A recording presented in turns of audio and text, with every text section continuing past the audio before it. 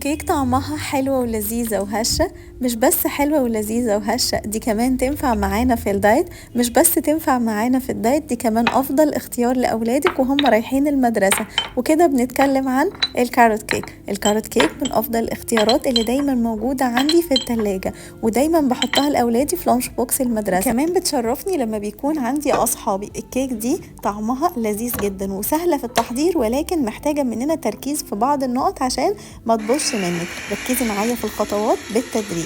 هنستخدم كل المكونات اللي انا كاتباها تحت في الكابشن، واهم حاجه الزبده تكون في درجه حراره الغرفه، وهنضرب الزبده مع العسل لغايه القوام بتاعهم ما هيكون كريمي. وبعدين هننزل بكل المكونات السائله، الزبادي والرايب واللبن والبيض والفانيليا، ونبدا نضربهم تاني بالمضرب على سرعه منخفضه شويه عشان القوام يكون كريمي. وبعدها هننزل باهم حاجه وهو الجزر المبشور، وكمان قشر البرتقال المبشور، وكمان